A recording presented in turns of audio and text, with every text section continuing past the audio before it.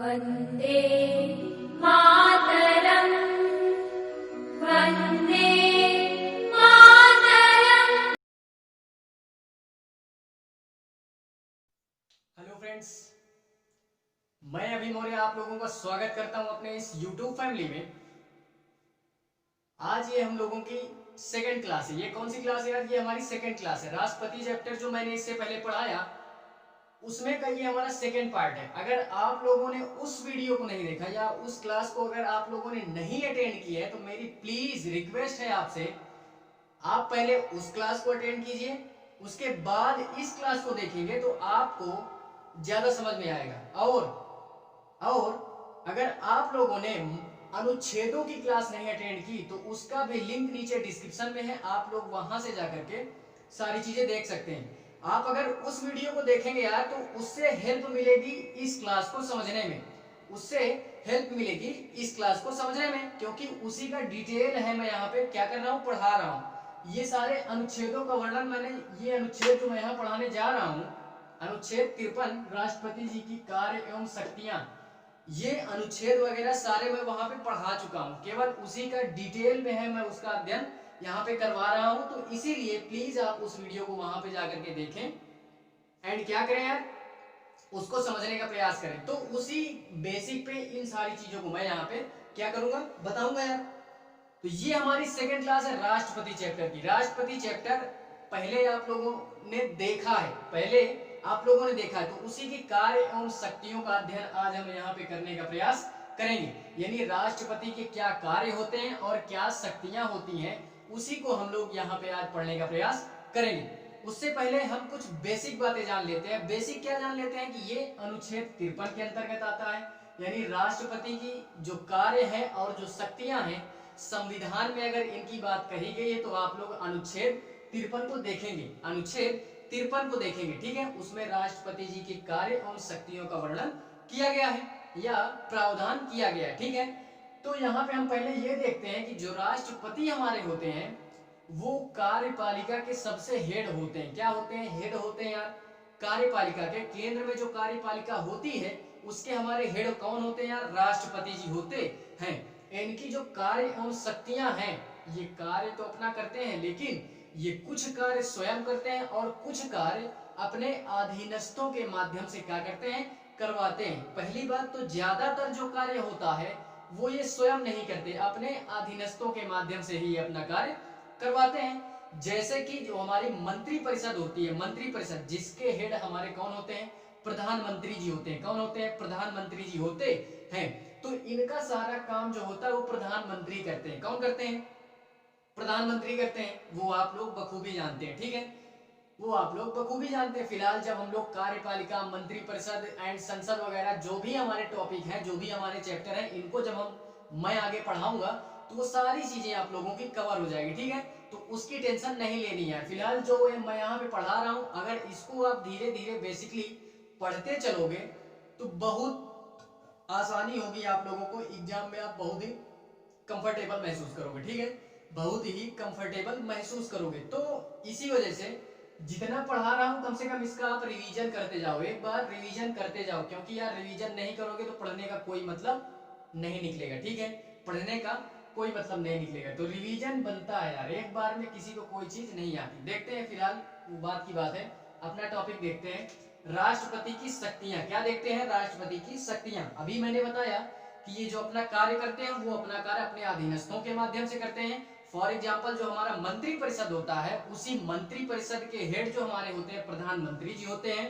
तो इनका जो कार्य करते हैं वो कौन करते हैं? प्रधानमंत्री जी हमारे करते हैं, ठीक है, प्रधानमंत्री जी करते हैं। ये तो हो गई हमारी बेसिक बातें, ये हो गई हमारी बेसिक बातें। अब हम इनकी कुछ जो हमारे महत्वपूर्ण कार्य हैं, यानी जो राष्ट्रपति जी को पर्सनल अधिकार दिए गए हैं, उनके कार्य के मामले में जो शक्तियां दी गई हैं उसको हम यहाँ पे देखने का प्रयास करते हैं। इंपॉर्टेंट जो है, बाकी अभी हम इसको अपने ऑब्जेक्टिव के उसमें से पढ़ रहे हैं, ऑब्जेक्टिव बेस से पढ़ रहे हैं, प्रीलिम्स के नजरिए से, ठीक है, प्रीलिम्स के नजरिए से पढ़ रहे हैं।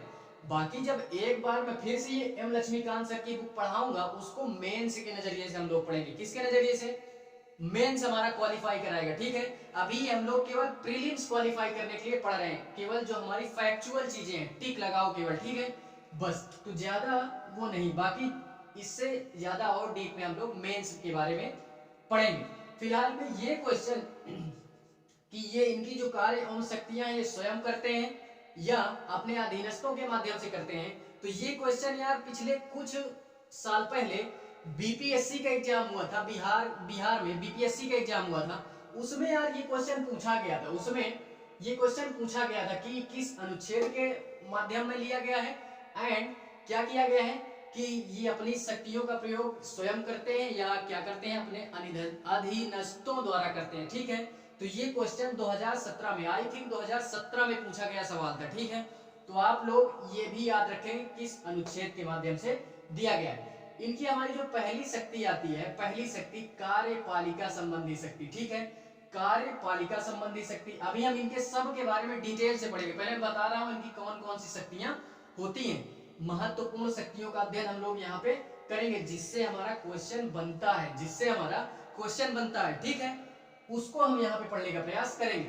पहला हमारा कार्यपालिका संबंधी शक्ति, दूसरा हमारा विधायी शक्ति, तीसरा हमारा वित्तीय शक्ति, चौथा है हमारा न्यायिक शक्ति एंड पांचवा है हमारा सैन्य शक्ति, छठा है हमारा आपात शक्ति, आठवां है हमारा वीटो शक्ति। वीटो पावर आप नाम सुने होंगे। ठीक है, सबसे ज्यादा स्पेशल पावर इनकी यही होती है, वीटो पावर। ठीक, तो ये वीटो पावर का आप नाम सुने होंगे, राष्ट्रपति वीटो पावर होती है उनके पास, सबसे स्पेशल शक्ति इनके पास यही होती है। तो ये सातवां हो गया एंड आठवां जो हमारा होता है स्वविवेक की शक्ति। क्या होती है? स्वविवेक की शक्ति होती है। तो ये 8 जो शक्तियां हैं फिलहाल में आप इनको याद रखोगे। 8 जो शक्तियां हैं इनको आप याद रखेंगे सीरियल में। ठीक है, वो आई थिंक याद करना है आपको, आप सीरियल में करो जैसे भी करो, वो आपके माइंड में बैठा होना चाहिए। ठीक है, कि इससे अगर कोई क्वेश्चन बनता है तो वो हमारा छूट ना पाए, वो हमारा छूट ना पाए, हमको इस बेस में पढ़ना है। बाकी हम उसको कैसे याद करते हैं वो आपके ऊपर डिपेंड करता है। ठीक है, वो आपके पढ़ने के ऊपर डिपेंड करता है। तो पहला हम देखते हैं कार्यपालिका संबंधी शक्ति, इसको हम पहले देखने का प्रयास करते हैं कि इसके अंतर्गत क्या क्या शक्तियां, राष्ट्रपति जी को कौन कौन सी शक्तियां दी गई है। ठीक है, कार्यपालिका संबंधी शक्ति में तो इसमें पहला हमारा आता है पहली शक्ति। इसी के अंतर्गत हम लोग पहला देखते हैं कि राष्ट्रपति जी को हमारे दी गई है, यानी कि राष्ट्रपति हमारे किसी भी संवैधानिक पद पे, यानी जो हमारे बड़े बड़े पद होते हैं, तो किसी भी संवैधानिक पद पे राष्ट्रपति हमारे क्या कर सकते हैं, नियुक्ति कर सकते हैं। क्या कर सकते हैं? उस पद पर नियुक्ति कर सकते हैं जो हमारे संवैधानिक पद होते हैं बड़े बड़े। फॉर एग्जाम्पल कौन कौन से पद? तो यार जैसे हमारा हो गया प्रधानमंत्री की नियुक्ति। क्या, किसकी नियुक्ति?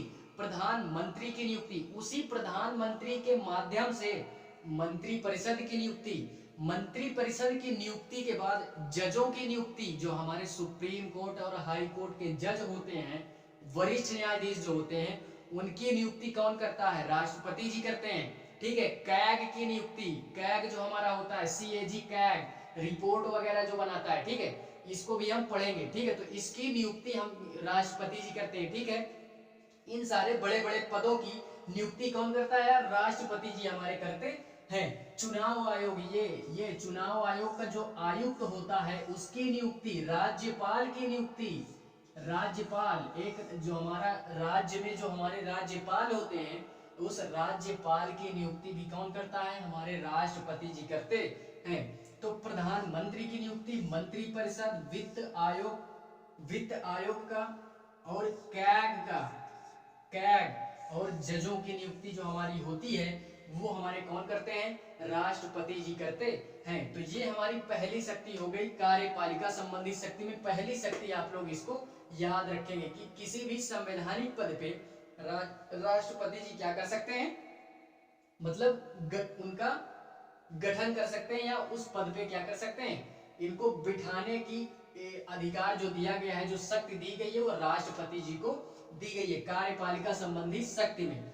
उसके बाद हमारा दूसरा आता है, दूसरा बोल रहा है अंतरराज्यीय परिषद का गठन। अंतरराज्यीय परिषद का गठन, अगर आप लोगों ने महत्वपूर्ण अनुच्छेद जो मैंने क्लास ली थी उसको अगर आप लोगों ने नहीं देखा है तो उस वीडियो को आप देखो, वहां पे मैंने इस अनुच्छेद को पढ़ाया है। अनुच्छेद 263, अनुच्छेद 263 अंतरराज्यीय परिषद का गठन। इसका मतलब होता है कि सारे राज्यों के जो मुख्यमंत्री होते हैं उनको बुला करके जो मीटिंग की जाती है उसी को अंतरराज्यीय परिषद के नाम से जानते हैं। तो ये जो गठन होता है इसका भी अधिकार किसको प्राप्त है? वो राष्ट्रपति जी को शक्ति दी जाती है। सारे राज्यों के मुख्यमंत्री को बुला करके वो क्या कर सकते हैं?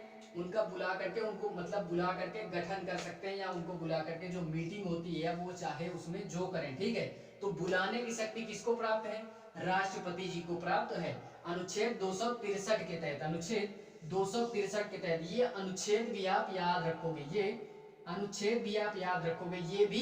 ये भी पिछले कुछ वर्ष पहले बिहार दरोगा का एग्जाम हुआ था, बिहार के दरोगा का एग्जाम हुआ था, उसमें ये क्वेश्चन पूछा गया था, ये क्वेश्चन पूछा गया था यार। ये अनुच्छेद 263 जो दिया गया है तो इसको आप लोग याद रखोगे, ठीक है। तीसरा हमारा क्या आता है? वित्त आयोग का गठन करने की शक्ति किसको दी गई है? ये भी हमारा राष्ट्रपति जी को दी गई कि वित्त आयोग का गठन कर सकते हैं। अनुच्छेद 280 के तहत, ये भी मैं महत्वपूर्ण अनुच्छेद में पढ़ा चुका हूं, ठीक है। उसका लिंक नीचे डिस्क्रिप्शन में है, आप वहां से जाकर के सारी चीजें देख सकते हैं। तो तीसरी जो शक्ति है हमारी कार्यपालिका संबंधी शक्ति में, तीसरी जो शक्ति है हमारी वो वित्त आयोग का गठन कर सकते हैं, ठीक है। वित्त आयोग का गठन से मतलब ये है कि जो हमारा मतलब टैक्स वगैरह जो वसूला जाता है पूरे देश से, जो टैक्स वसूल होता है उसको मतलब डिवाइड करके यानी किसको कितना दिया जाए, राज्य को कितना दिया जाए और केंद्र को कितना उसमें से दिया जाए। तो ये हमारा किसमें दिया गया है? इसी वित्त आयोग के अंतर्गत आता है, ठीक है। इसमें निर्धारित किया जाता है कि किसको कितना दिया जाए, यही हमारा वित्त आयोग का मतलब होता है, ठीक है। तो ये अनुच्छेद 280 के तहत दिया गया है। उसके बाद हमारा चौथा आता है कि किसी भी क्षेत्र को अनुसूचित क्षेत्र, अनुसूचित जाति क्षेत्र या अनुसूचित जनजाति क्षेत्र घोषित करना, ये भी किसके अंडर में आता है? ये भी राष्ट्रपति के अंडर में आता है। मान लो राष्ट्रपति जी ने घोषित कर दिया कि ये हमारा जो क्षेत्र है ये अनुसूचित जाति और अनुसूचित जनजाति का क्षेत्र है, तो फिर वहां के लिए नए प्रशासनिक संस्थान का क्या किया जाता है? निर्माण किया जाता है। फिर वो जो मतलब प्रशासनिक कार्य जो होते हैं वहां के लिए कुछ अलग कर दिए जाते हैं, वहां के लिए उस क्षेत्र के लिए वो हमारे प्रशासनिक कार्य क्या कर दिए जाते हैं? अलग कर दिए जाते हैं, यानी उनके लिए स्पेशल व्यवस्था हो जाती है, प्रशासनों की स्पेशल व्यवस्था हो जाती है। तो वही हमारा दिया गया है, किसी क्षेत्र को अनुसूचित जाति क्षेत्र या जनजाति क्षेत्र घोषित करने की शक्ति ये भी राष्ट्रपति जी को ही प्राप्त है कार्यपालिका संबंधी शक्ति में। एंड इसमें यार हमारा आता है पांचवा शक्ति हमारी क्या आती है? SC, ST एंड OBC आयोग का गठन करते हैं हमारे कौन गठन करते हैं? राष्ट्रपति जी। ये अनुच्छेद की क्लास देखे हो तो अच्छा है, नहीं देखे हो तो और अच्छा है, ठीक है। क्यों? क्योंकि मैं यहाँ पे बता रहा हूँ, ये शायद 338 में दिया गया है, 338 SC आयोग, ST आयोग 338 के A में दिया गया है। एंड उसके बाद OBC आयोग ये 300 अनुच्छेद 340 में दिया गया है। वहां पे आप जाकर के सारी चीजें देख सकते हो, ये मैंने पढ़ा दिया है, ठीक है। तो ये 5 शक्तियां जो हैं, ये 5 शक्तियां आप कार्यपालिका संबंधी शक्ति में 5 शक्तियां याद करके रखोगे, ठीक है। पहला है हमारा संवैधानिक पद पे नियुक्ति कर सकते हैं, ठीक है। उसके बाद अंतरराज्यीय परिषद का गठन कर सकते हैं। तीसरा हमारा वित्त आयोग का गठन। एंड चौथा है हमारा किसी भी क्षेत्र को अनुसूचित जाति क्षेत्र या जनजाति क्षेत्र घोषित करने की शक्ति दी गई है। एंड उसके बाद पांचवा है हमारा SC, ST एंड OBC आयोग का गठन कर सकते हैं, ठीक है। उसके बाद हम दूसरा देखते हैं, इसमें दूसरा हमारा क्या था? दूसरा हमारा विधेयक बनाने संबंधी जो भी हमारी शक्तियां दी गई हैं, विधेयक बनाने संबंधी शक्तियां ये हमारी दी गई हैं विधायी शक्ति के अंतर्गत राष्ट्रपति जी को दी गई है। अब यार विधेयक क्या होता है? तो ये इसका हम लोग अलग चैप्टर पढ़ेंगे। क्या करेंगे? विधेयक जो हमारा होता है, विधेयक संबंधी जितने भी क्वेश्चन आएंगे उनका मैं अलग क्लास लूंगा, तो वहां पे सारी चीजें हम पढ़ने का प्रयास करेंगे, ठीक है। तो हमारा इसमें क्या आता है कि विधायी संबंधी शक्ति में इसमें हमारा आता है विधेयक बनाने संबंधी शक्तियां जो हमारी होती हैं वो राष्ट्रपति जी को दी गई है। अब उसमें कौन कौन सी शक्तियां हैं इनको हम देखते हैं। इसमें हमारा पहला आता है, पहला हमारा क्या आता है, हम राष्ट्रपति जी जो हमारे होते हैं वो संसद के क्या होते हैं, अभिन्न अंग होते हैं, यानी परमानेंटली मेंबर होते हैं, परमानेंट मेंबर होते हैं हमारे कौन, ये राष्ट्रपति जी हमारे संसद यानी पार्लियामेंट के क्या होते हैं, परमानेंटली मेंबर होते हैं, संसद के अभिन्न अंग होते हैं। क्यों? क्योंकि यार जब हम लोग संसद पढ़ेंगे ना तो हम लोग यार जानते हैं कि संसद जो हमारी होती है इसके 3 पिलर होते हैं, मुख्य 2 पिलर होते हैं, लेकिन अगर बात आ गई तो हम इसके 3 पिलर बोलते हैं, राज्यसभा, लोकसभा एंड राष्ट्रपति। ठीक है, तो ये 3 पिलर होते हैं हमारे संसद के। लेकिन अगर मेन पिलर की बात की जाएगी तो मेन यार यही हमारे 2 होते हैं, राज्यसभा एंड लोकसभा। ठीक है, राज्यसभा एंड लोकसभा। फिलहाल उसको जब हम संसद चैप्टर पढ़ेंगे तो वहां पे सारी चीजें कवर करेंगे। ठीक है, वहां पे सारी चीजें कवर करेंगे। यहाँ पे हम ये देखते हैं, पहली शक्ति हमारी आती है संसद के अभिन्न अंग होते हैं, कौन, राष्ट्रपति जी। दूसरा हमारा आता है कि कोई भी अगर बिल पारित होता है ना तो राष्ट्रपति के हस्ताक्षर के बिना पारित नहीं होता है। अभी जैसे आंदोलन चल रहा है, करंट से अपडेट हो गए, न्यूज़पेपर वगैरह, न्यूज वगैरह देखते होंगे, तो यार किसान आंदोलन जो चल रहा है ना, ये जो विधेयक आया है, हमारे 3 विधेयक जो हमारे पारित किए गए, इनमें भी राष्ट्रपति के हस्ताक्षर हुए, बिना राष्ट्रपति के हस्ताक्षर के ये बिल हमारे क्या नहीं हुए, ये बिल हमारे पारित नहीं हुए। इसमें भी राष्ट्रपति की क्या की गई है, हस्ताक्षर किए गए, तभी ये कानून में बदले हैं। अगर राष्ट्रपति का हस्ताक्षर ना होता तो ये कानून में पारित नहीं होते। ठीक है, ये कानून में पारित नहीं होते हैं। ठीक है, तो वही हमारी जो हमारा कोई भी बिल, ये यहाँ पे यही बोल रहा है, कोई भी बिल राष्ट्रपति के हस्ताक्षर के बिना पारित नहीं होता है। ठीक है, और इसमें यार एक आप नोट पॉइंट डाल के लिख सकते हो। नोट पॉइंट क्या डाल के लिखोगे कि कुछ हमारे बिल ऐसे होते हैं, कुछ बिल हमारे ऐसे होते हैं कि जिसमें राष्ट्रपति जी पहले सिग्नेचर करते हैं। क्या करते हैं, यानी राज्यसभा में कोई चीज अगर पास हुई या लोकसभा में कोई चीज पास हुई तो उसके पहले हस्ताक्षर हमारे कौन करते हैं, राष्ट्रपति जी करते हैं। ठीक है, राष्ट्रपति जी करते हैं। तो यार वो हमारे कौन कौन से हैं, तो फिलहाल 1-2 याद कर लो आपकी। संविधान संशोधन विधेयक हो गया हमारा, जैसे इसमें पहले सिग्नेचर करते हैं हमारे राष्ट्रपति जी, संविधान संशोधन विधेयक हो गया। दूसरा हमारा हो गया संचित निधि से धन निकालना हो, संचित निधि अनुच्छेद की क्लास अगर पढ़े होंगे तो वहां पे सारी चीजें मैंने कवर की है। संचित निधि जो हमारी वहां पे बात की गई है कि संचित निधि जो हमारा होगा उससे अगर धन निकालना होगा तो वहां पे सिग्नेचर पहले करेंगे राष्ट्रपति जी। एंड उसके बाद हमारा धन विधेयक जो होता है, धन विधेयक, उसमें भी राष्ट्रपति जी पहले सिग्नेचर करते हैं। ठीक है, तो ये 2-3 पॉइंट आप याद रखोगे कि राज्यसभा या लोकसभा से पहले राष्ट्रपति जी हस्ताक्षर इन 3 बिलों में करते हैं। ठीक है, तो ये दूसरा पॉइंट हो गया हमारा कि कोई भी बिल राष्ट्रपति के हस्ताक्षर के बिना पारित नहीं होता है। उसके बाद तीसरा हमारा आता है अध्यादेश जारी करने की शक्ति किसके पास होती है, राष्ट्रपति के पास होती है।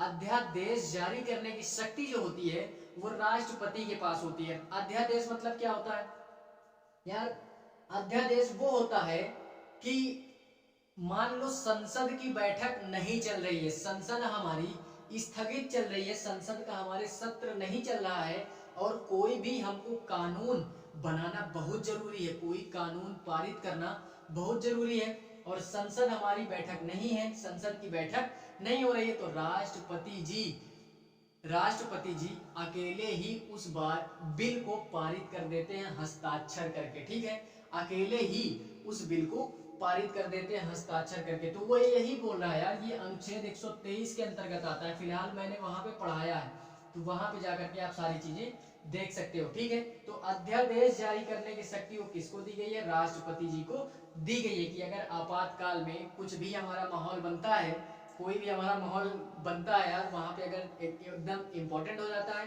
कि नहीं हमारा कानून बनाना चाहिए तो राष्ट्रपति जी हस्ताक्षर करके बना देते हैं। ठीक है, उसके बाद चौथा हमारा आता है कि संसद को संबोधित करने की शक्ति इनके पास होती है, राष्ट्रपति जी के पास। ठीक है, अगर आप लोगों ने आज का पेपर पढ़े होंगे तो उसमें यार देखे होंगे कि 29 जनवरी से लेकर के 29 जनवरी से लेकर के 15 फरवरी, 15 फरवरी की 18 फरवरी, 15 फरवरी, ठीक है, 15 फरवरी के बीच में संसद का सत्र स्टार्ट होने वाला है, संसद का सत्र स्टार्ट होने वाला है, ठीक है। 29 जनवरी से, इसी साल में 29 जनवरी से स्टार्ट होने वाला है, संसद का सत्र स्टार्ट होने वाला है।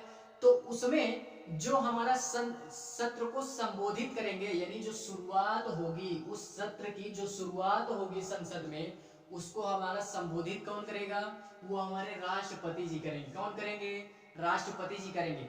अगर और अच्छे से पढ़े होगे पेपर को, तो दूसरा सत्र जो चलेगा, दूसरा सत्र हमारा चलेगा 8 मार्च से लेकर के, 8 मार्च से लेकर के आई थिंक 8 या 18 अप्रैल तक चलेगा, ठीक है। 8 अप्रैल या 18 अप्रैल तक चलेगा। मैं सुबह पढ़ा हूँ यार, एकदम एग्जैक्ट डेट थोड़ा सा कम याद है, क्योंकि यार मुझे लग रहा था कि जानने से कोई मतलब है नहीं, तो सरसरी निगाह से देखा था, लेकिन जब इसको पढ़ाना पड़ा तो ये लग रहा है कि नहीं, अच्छे से पढ़ना चाहिए था, तो मैंने सरसरी निगाह से देखा था, ठीक है। बाकी जो डेट बता रहा हूँ वो एकदम एग्जैक्ट है यार, कि 29 तारीख से हमारा सत्र स्टार्ट होने वाला है, जिसमें 1 तारीख से जो हमारा बजट, आम बजट जो होता है वो पेश किया जाएगा। 1 फरवरी को हमारा आम बजट पेश किया जाएगा संसद में, ठीक है। तो वही है यार, संसद को संबोधित करने की शक्ति जो दी गई है, वो दी गई है राष्ट्रपति जी को, वो राष्ट्रपति जी को दी गई है कि शुरुआत जो होगा संसद का सत्र का, जो शुरुआत होगा उसका संबोधन कौन करेंगे? राष्ट्रपति जी करेंगे। उसके बाद हमारा आता है पांचवी शक्ति। पांचवी शक्ति में क्या बोल रहा है? संसद के सत्र को बुलाना हुआ, या सत्र को बीच में स्थगित करना हुआ, या एकदम से भंग करना हुआ। अब संसद में या लोकसभा में कोई बैठक नहीं होगी, कोई बैठक नहीं होगी, एकदम से भंग कर दिए सत्र को, या बुला करके थोड़ी देर के लिए स्थगित कर दिए, थोड़ी देर के लिए स्थगित कर दिए, या बुलाए ही नहीं उसको, एकदम से बंद कर दिए। तो ये शक्ति भी किसको दी गई है? ये शक्ति भी दी गई है राष्ट्रपति जी को, ये शक्ति भी राष्ट्रपति जी को दी गई है। संसद को बुलाना हुआ, संसद के सत्र को बुलाना हुआ, या उसको थोड़ी देर के लिए स्थगित करना हुआ, या एकदम से उसका विघटन करना हुआ, तो ये शक्ति भी दी गई है हमारे राष्ट्रपति जी को। अगर न्यूज़पेपर वगैरह पढ़ते होंगे तो पिछले कुछ दिनों पहले नेपाल में ये सत्र विघटन हो चुका है। क्या हो गया है? सत्र विघटन हो चुका है। राष्ट्रपति की, प्रधानमंत्री की सहायता से राष्ट्रपति जी ने लोकसभा का विघटन कर दिया है, लोकसभा का विघटन कर दिया है। वहां पे आई थिंक मार्च में या अप्रैल में फिर से चुनाव होगा, वहां पे यानी नेपाल में फिर का विघटन हो गया है, वहां का विघटन हो गया। तो 2-3 दिन यार वो सुर्खियों में था फिलहाल में, तो अभी वो नहीं दे रहा है, अभी न्यूज़पेपर में नहीं दे रहा है। तो इतनी सारी शक्तियां राष्ट्रपति के उसमें आप लोग याद रखोगे, राष्ट्रपति में विधायी शक्ति के अंतर्गत ये सारी चीजें याद रखोगे। सरकार से जो रिलेटेड है, ठीक है, हमारे यहाँ आसपास क्या हो रहा है उसको सरसरी निगाह से देखेंगे। बाकी हमारे देश में मेन मुद्दा क्या चल रहा है वो सारी चीजें देखेंगे, जो हमारे टॉपिक के हिसाब से, हमारे पढ़ने के हिसाब से क्या हो, महत्वपूर्ण हो, हमारे पढ़ने के हिसाब से महत्वपूर्ण हो। जो यूपीएससी की डिमांड है, जो यूपीएससी की डिमांड है, एक जिला अधिकारी के तौर पे, एक जिला अधिकारी के तौर पे हमको यार किस किस न्यूज पर ध्यान देना चाहिए वो आप लोग बखूबी जानते हैं। बाकी जब सिलेक्शन हो जाता है तब तो केवल अपनी सिटी, अपना जिला देखना ही है, लेकिन अभी सिलेक्शन नहीं हुआ है ना, तो अभी हमको पूरा देश, पूरी दुनिया के बारे में जानना है, ठीक है। यहाँ क्या हो रहा है, अमेरिका में क्या हो रहा है, नेपाल में क्या हो रहा है, हर जगह की खबर रखनी है आपको। लेकिन ज्यादा इंपॉर्टेंट यानी एकदम डीप में जो नॉलेज होनी चाहिए वो अपने इंडिया के बारे में होनी चाहिए, ठीक है, वो अपने इंडिया के बारे में होनी चाहिए। तीसरा हमारा क्या आता है? वित्तीय शक्ति। क्या आता है? वित्तीय शक्ति। वित्तीय शक्ति से क्या मतलब है? वित्तीय शक्ति से हमारा ये तात्पर्य है कि पैसे से जुड़ा जो भी हमारा माहौल होगा, पैसे के लेन देन से जो भी जुड़ा हमारा माहौल होगा, वो सारा अधिकार किसको प्राप्त है? राष्ट्रपति जी को प्राप्त है। ये शक्ति केवल और केवल राष्ट्रपति जी को ही प्राप्त है। तो इसको हम लोग वित्तीय शक्ति बोलते हैं। क्या बोलते हैं? वित्तीय शक्ति बोलते हैं। इसके अंतर्गत यार आप लोग केवल 3 पॉइंट याद रखेंगे, 2-3 पॉइंट याद रखेंगे। पहला क्या होता है कि धन विधेयक पर पहले हस्ताक्षर करते हैं, ये हम लोग पहले पढ़ चुके हैं, ये अभी मैंने कुछ देर पहले बताया कि जो हमारा धन विधेयक होता है उस पे पहले ही सिग्नेचर करते हैं हमारे कौन, राष्ट्रपति महोदय। तो धन विधेयक पर सहमति देते हैं हमारे, या हस्ताक्षर करते हैं, हस्ताक्षर करते हैं पहले ही हस्ताक्षर करते हैं हमारे कौन, राष्ट्रपति महोदय। ठीक है। दूसरा हमारा आता है आकस्मिक निधि। आकस्मिक निधि 267 के तहत अनुच्छेद 267, अनुच्छेद 267 के तहत आकस्मिक निधि दी गई है, जो पूरा और पूरा का पूरा कार्यपालिका के अंडर में ही होता है। कार्यपालिका के अंडर में अर्थात राष्ट्रपति के अंडर में ही होता है। ठीक है, राष्ट्रपति के अंडर में ही होता है। एंड तीसरा जो है हमारा, अभी मैंने बोला कि करेंट से अपडेट हो गए, तो बजट हमारा 1 फरवरी को पेश होने वाला है संसद में, तो उस बजट को पेश करवाने का काम हमारा कौन करता है, वही हमारे राष्ट्रपति जी करते हैं। तो अभी जब बजट पेश होगा संसद में 1 फरवरी को, तो उसको कौन पेश करवाएगा, वो हमारे राष्ट्रपति जी पेश करवाएंगे संसद में। लेकिन हम उसको अपने पॉलिटी के सेगमेंट पे उसको बजट नहीं बोलेंगे, यहाँ पे हम लोग उसको बजट नहीं बोलेंगे। तो फिर क्या बोलेंगे, तो मेरे भैया यार उसको हम लोग बजट नहीं बोलेंगे, उसको हम लोग वार्षिक वित्तीय लेन देन बोलेंगे। वार्षिक वित्तीय लेन देन या लेखा जोखा जो हमारा होता है, यानी पूरे साल का हमारा बजट क्या निकला, 2020 का बजट आई थिंक पेश होगा, 2020 का जो हमारा बजट है वो वहां पे पेश होगा। ठीक है, तो वो सारी चीजें आप लोग 112 के तहत ये हमारा बजट दिया गया है, बजट का प्रावधान।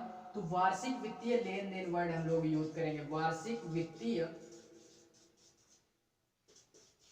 लेन देन। ठीक है, वार्षिक वित्तीय लेन देन वर्ड हम लोग यूज करेंगे, ना कि हमारा बजट वर्ड यूज करेंगे। ये मैंने केवल समझाने के लिए यहाँ पे यूज किया है। ठीक है, ये केवल समझाने के लिए यूज किया है। तो ये 3 पॉइंट आप लोग वित्तीय में नोट करोगे, वित्तीय शक्ति में 3 पॉइंट नोट करोगे। ठीक है, जो है हमारी ये न्यायिक शक्ति है। चौथा अभी मैंने क्या बोला था, न्यायिक शक्ति। क्या थी, न्यायिक शक्ति। न्यायिक शक्ति के अंतर्गत यार, न्यायिक शक्ति से हमारा ये तात्पर्य है कि जो हमारी कार्यपालिका की शक्ति है और जो हमारी कोर्ट वाली शक्ति है, यानी न्यायालय की जो शक्तियां हैं वो बहुत डिफरेंट है। ठीक है, उसका कंपैरिजन आप लोग यहाँ पे मत करना। ठीक है, उसका कंपैरिजन आप लोग यहाँ पे मत करना। सुप्रीम कोर्ट और हाई कोर्ट जो होती हैं वहां की शक्तियां अलग होती हैं, उनकी शक्तियां अलग होती हैं। हम लोगों ने राज्य के नीति निर्देशक तत्व तो पढ़ा था, उसमें अगर आप लोगों ने पढ़ा होगा तो अनुच्छेद 50 में आज देखे थे कि न्यायालय और कार्यपालिका दोनों पृथक पृथक है, यानी दोनों अलग अलग हैं। तो उसका कंपैरिजन हम लोग नहीं करेंगे। ठीक है, दोनों अलग अलग होती हैं, तो उनकी शक्तियां भी हमारी अलग होती हैं। तो वही हमारा यहाँ पे ये बोला गया कि ये कार्यपालिका की शक्ति अर्थात हमारे राष्ट्रपति की जो शक्तियां हैं वो यहाँ पे दी गई, किस आधार पे, न्याय के आधार पे। किसके आधार पे, न्याय के आधार पे। इस पे 2-3 पॉइंट आप लोग याद रखेंगे। पहला है हमारा क्षमादान की शक्ति, अनुच्छेद 72 में दिया गया है, अनुच्छेद 72 में दिया गया है। मैं बार बार ये बोलूंगा यार कि अगर आप लोगों ने इससे पहले की क्लास महत्वपूर्ण अनुच्छेदों वाली नहीं ली तो डिस्क्रिप्शन में लिंक दिया गया है, प्लीज आप लोग वहां से जाकर के देख सकते हैं। ये सारी चीजें मैंने वहां पे पढ़ा के रखी है, फिलहाल मैं केवल डीप में थोड़ा सा पढ़ा रहा हूँ। ठीक है, तो पहला ये है जो हमारा, पहला है हमारा क्षमादान की शक्ति। क्या है, क्षमादान की शक्ति, यानी किसी भी व्यक्ति को यार अगर मतलब कोई भी दंड दे दिया गया है, कोई भी दंड दे दिया गया है, उसको क्षमा कर सकते हैं हमारे कौन, राष्ट्रपति जी। उसको केवल और केवल राष्ट्रपति जी ही माफ कर सकते हैं और पूरे देश में कोई नहीं माफ कर सकता। किसी व्यक्ति को अगर फांसी की भी सजा हो जाती है ना, तो वो जाकर के राष्ट्रपति के पास अगर डिमांड करता है कि नहीं हमारा इसको माफ कर दीजिए हमारी सजा, तो राष्ट्रपति अगर चाह लेंगे तो वो माफ कर देंगे। ठीक है, उसके बाद अगर आप कोर्ट वगैरह में जाएंगे तो वहां नहीं माफ होगा। केवल और केवल ये शक्ति किसको दी गई है, राष्ट्रपति को ही दी गई है। ये अनुच्छेद 72 के उसमें आता है। राष्ट्रपति चाहेंगे तो वो आपका मृत्यु दंड की सजा भी माफ करवा सकते हैं। क्या कर सकते हैं, मृत्यु दंड की सजा भी माफ करवा सकते हैं। दूसरा हमारा आता है कि जजों की नियुक्ति करते हैं, जजों की नियुक्ति करते हैं कौन, हमारे राष्ट्रपति जी जजों की भी नियुक्ति करते हैं, चाहे वो सुप्रीम कोर्ट के हों चाहे वो हाई कोर्ट के हों, तो उनकी नियुक्ति भी हमारे ये करते हैं। और उसके बाद हमारा जो तीसरा पॉइंट है इसमें, तीसरी शक्ति जो इनको दी गई है कि ये सुप्रीम कोर्ट से सलाह ले सकते हैं। बाई चांस इनको सलाह देने वाला कोई नहीं बचा और इनको कोई कानूनी काम करना है तो ये सलाह ले सकते हैं किससे? सुप्रीम कोर्ट से। और हाँ, एक नोट पॉइंट डाल के आप ये लिखोगे कि ये उस सलाह को मानने के लिए बाध्य नहीं है। इनकी इच्छा होगी तो मानेंगे, इच्छा नहीं होगी तो नहीं मानेंगे। आप लोग खुद ही करते होगे यार, अपने पार्ट टाइम लाइफ में यही करते होगे कि कोई व्यक्ति अगर सलाह दे रहा है, आपको अच्छा लगता है तो आप एक्सेप्ट करते हो, अच्छा नहीं लगता है तो दूसरे कान से उड़ा देते हो यार। तो वही काम इनको भी दिया गया कि अगर आपको अच्छा लग रहा है तो आप एक्सेप्ट कीजिए, नहीं अच्छा लग रहा है छोड़ दीजिए, ठीक है, कोई बाध्यता नहीं है। ये अनुच्छेद 143 के तहत दिया गया है, ठीक है। उसके बाद हमारा आता है चौथी के बाद पांचवी शक्ति जो हमारी आती है सैन्य शक्ति। क्या आती है? सैन्य शक्ति। सैन्य शक्ति से मतलब ये है कि जो हमारी जितने भी हमारे डिफेंस के ग्रुप हैं, डिफेंस के ग्रुप का मतलब क्या है? ये तीनों और तीनों कौन? Army, air force and navy. Army, navy and air force तीनों के अध्यक्ष होते हैं हमारे कौन? राष्ट्रपति जी। ये तीनों सेनाओं के हमारे अध्यक्ष कौन होते हैं? राष्ट्रपति महोदय होते हैं। तो ये शक्ति भी इनको दी गई है कि आप तीनों सेनाओं के अध्यक्ष रहेंगे, ठीक है। और ये इसमें दिया गया है युद्ध की शांति करना है या युद्ध करना है तो इसकी भी घोषणा कौन करते हैं? ये हमारे राष्ट्रपति महोदय करते हैं। शांति बना करके रखनी है देश में या युद्ध की घोषणा करनी है, ये भी हमारा राष्ट्रपति महोदय के अंतर्गत ये शक्तियां दी गई हैं। तो ये 2 पॉइंट आप लोग सैन्य शक्ति में एंड ये 3 पॉइंट आप लोग न्यायिक शक्ति में याद रखेंगे, ठीक है। याद रखें। मैथ की क्लास लेने के लिए मेरा एक भाई ये बोला था यार, एक भाई कमेंट मेरे पास ये आया कि मैथ पढ़ा हुआ। तो मेरे प्यारे भैया यार, मुझे केवल सच बोलो यार, मुझे झूठ बोलना नहीं आता। मुझे केवल और केवल 10th लेवल तक की मैथ आती है। 11th और 12th का कुछ चैप्टर आता है, ठीक है, तो उसको मैं नहीं पढ़ा सकता हूँ, उसको 11th 12th नहीं पढ़ाऊंगा, लेकिन 10th तक की मैथ में आराम से पढ़ा दूंगा, 11th 12th अगर पढ़ाना होगा यार तो मुझे फिर से पढ़ना पड़ेगा, ठीक है, फिर से पढ़ना पड़ेगा। फिलहाल वो मेरे सिलेबस में है नहीं तो मैं उसको पढ़ना नहीं चाहता हूँ क्योंकि यार फालतू टाइम वेस्ट होगा, ठीक है, टाइम वेस्ट होगा, अपने सिलेबस में है भी नहीं। तो आप लोग अपना सिलेबस देख के चलो यार, सिलेबस देख करके चलना है, ठीक है। 10th लेवल तक की मैथ आती है यार तो उसको हम लोग पढ़ेंगे, ठीक है। आपात शक्ति, छठवां जो है हमारा आपात शक्ति यानी जब इमरजेंसी लागू हो जाता है ना, इमरजेंसी जिसको बोलते हो, तो आपात शक्तियां। तो 3 तरीके के हमारे आपात होते हैं। हमारा पहला होता है राष्ट्रीय आपात, राष्ट्रपति शासन एंड होता है वित्तीय आपात, ठीक है। तो अनुच्छेद 352 के तहत राष्ट्रपति आपात लगाया जाता है, अनुच्छेद 356 के तहत राष्ट्रपति शासन लगाया जाता है एंड अनुच्छेद 360 के तहत वित्तीय आपात लगाया जाता है। ये लगाता कौन है? तो ये तीनों और तीनों शक्तियां केवल और केवल राष्ट्रपति के पास ही हैं, ठीक है। तो राष्ट्रीय आपात कब लगाया जाता है? राष्ट्रीय आपात जो हमारा लगाया जाता है, मान लो कि किसी भी बाहरी देश का आक्रमण हो गया अपने देश में, ठीक है, तो राष्ट्रीय आपात लगाया जाता है। कौन लगाता है? राष्ट्रपति जी लगाते हैं, ठीक है। या सशस्त्र विद्रोह हो गया, ठीक है, सशस्त्र विद्रोह हो गया हमारा, या अपने देश में ही कुछ हो जाता है, हंगामा दंगा वगैरह हो जाता है, ठीक है। तो इन सारे 3-4 कंडीशनों में राष्ट्रपति आपात लगाया जाता है। फिलहाल में अगर अभी तक की बात करें तो उस समय से लेकर के जब से मुझे लग रहा है आजादी मिली है, तब से लेकर के स्वतंत्रता जब से हुई है तब से लेकर के ये राष्ट्रीय आपात हमारा 3 बार लग चुका है, अपने देश में 3 बार लग चुका है, ठीक है। पहला हमारा 1962 में लगा था, 1962 में, दूसरा हमारा 1971 में लगा था एंड तीसरा हमारा 1975 में लगा था, ठीक है। 62, 71 एंड 75 में। अब 1962 में जो लगा था वो चीन के साथ युद्ध हो गया था, तो उस समय लगा था, चीन के साथ हमारे युद्ध हो गया था, तो उस समय राष्ट्रपति आपात लगाया गया था। या जब बांग्लादेश के साथ हमारा मतलब युद्ध हो गया था, बांग्लादेश का निर्माण होना था, तो पाकिस्तान के साथ लगाया गया था। पाकिस्तान के साथ लगाया गया था हमारा क्या, राष्ट्रीय आपात। कब? 1971 में। क्यों लगाया गया था? बांग्लादेश का क्या हुआ था उस समय, निर्माण हुआ था, बांग्लादेश को यहाँ से अलग किया गया था। ठीक है, आज जो बांग्लादेश है हमारा, ये कभी यहाँ का हिस्सा होता था पाकिस्तान का, इसी वजह से यहाँ पे ये सारी चीजें लगाई गई, उस समय निर्माण हुआ था। 1975 में एक आंदोलन हुआ था हमारा, एक आंदोलन हुआ था, तो उस समय राष्ट्रपति आपात लगाया गया था। एक आंदोलन जो हुआ था, आंदोलन का हमारे नाम क्या है, तो आंदोलन का नाम है सर्वोदय आंदोलन। क्या नाम है? सर्वोदय आंदोलन। इसको चलाया किसने था? तो जेपी बाबू करके एक हमारे कौन थे, एक व्यक्ति था हमारा, उसका नाम है जेपी बाबू करके। तो आप ये नाम भी रखो, याद रखोगे, जेपी बाबू के नेतृत्व में सर्वोदय आंदोलन चलाया गया था। तो इस समय भी 1975 में राष्ट्रपति आपात लगाया गया था। ठीक है, अनुच्छेद 352 के तहत किसने लगाया था? किसने लगाया था? राष्ट्रपति जी ने लगाया था। उसके बाद हमारा आता है राष्ट्रपति शासन, अनुच्छेद 356। राष्ट्रपति शासन कब लगाया जाता है?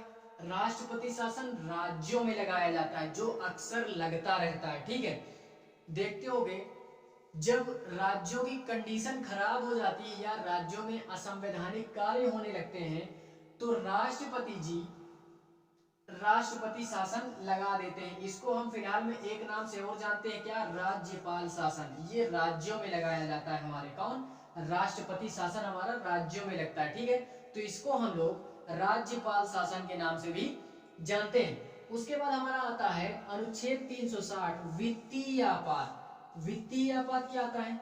वित्तीय आपात से ये तात्पर्य है कि मान लो कि किसी भी, मतलब अभी तक तो ये कहीं नहीं लगा, अभी तक ये लगा नहीं है, अभी तक अपने देश में यही एक सुखमय बात है यार, ये सुखमय बात है कि अभी तक की बात कर रहा हूं, तो ये अभी तक नहीं लगा है। क्या?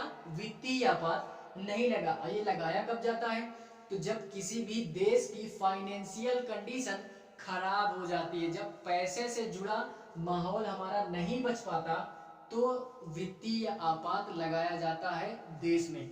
फिलहाल में ये आपात, अभी वित्तीय आपात अपने देश में अभी तक नहीं लगाया गया, इसकी जरूरत अभी तक नहीं पड़ी। तो आई थिंक यार ये 3 आपात आप लोग, ये आपात संबंधी जो शक्तियां दी गई है राष्ट्रपति जी को, ये 3 आपात आप लोग याद रखोगे। ठीक है, 3 आपात आप लोग याद रखो। वीटो शक्ति आती है, क्या आती है? वीटो शक्ति। इसको हम लोग स्पेशल पावर के नाम से भी जानते हैं। राष्ट्रपति की जो स्पेशल पावर होती है वो हमारी वीटो शक्ति होती है, वीटो पावर। ये हमारी होती है अनुच्छेद 111 के तहत, अनुच्छेद 111 के तहत। इसमें यार 3 विकल्प होते हैं, राष्ट्रपति जी के पास 3 विकल्प होते हैं।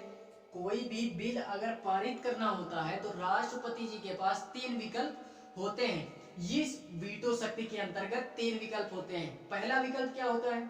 या कोई भी बिल अगर लोकसभा से पास होकर के फिर राज्यसभा में गया और राज्यसभा से पास होकर के वो आया राष्ट्रपति जी के पास, तो राष्ट्रपति जी या तो उस पर हस्ताक्षर करते सीधे तौर पे, ठीक है, या तो हस्ताक्षर ना करके उसको, दूसरी कंडीशन बोल रहा हूं, दूसरी कंडीशन में उसको वहां से वापस कर दे। क्या कर दे? वापस कर दे पुनर्विचार के लिए, कि जाओ मतलब इस बिल को हम हस्ताक्षर नहीं करेंगे, इसको पुनर्विचार के लिए वापस कर देते हैं लोकसभा एंड राज्यसभा में। एंड तीसरी जो हमारी कंडीशन आती है, तीसरी कंडीशन ये आती है कि राष्ट्रपति महोदय उस पे अपना वीटो पावर का प्रयोग करके उस बिल को अपने पास रख लेते हैं। इसको हम लोग पॉकेट वीटो के नाम से भी जानते हैं। क्या जानते हैं? पॉकेट वीटो के नाम से भी जानते हैं, पॉकेट वीटो के भी नाम से जानते हैं। पॉकेट वीटो का प्रयोग करके वो क्या कर लेते हैं? अपने पास ही सुरक्षित रख लेते हैं, उसको फिर वापस नहीं भेजते हैं। इसी कारणवश देखते होंगे कोई अगर कानून पारित नहीं होता है तो वो क्या हो जाता है, राष्ट्रपति अपना पॉकेट वीटो का इस्तेमाल करके उसको अपने पास सुरक्षित रख लेते हैं, जिसके माध्यम से कोई भी बिल हमारा बहुत दिनों तक क्या हो जाता है, फंसा रह जाता है, वो पारित नहीं हो पाता। ठीक है, वो पारित नहीं हो पाता है। तो ये 3 पॉइंट आप लोग इसमें याद रखोगे, पॉकेट वीटो में 3 पॉइंट आप लोग याद रखोगे। ठीक है, उसके बाद आठवां जो हमारा आता है, आठवीं शक्ति जो हमारी आती है वो आती है स्वविवेक की शक्ति।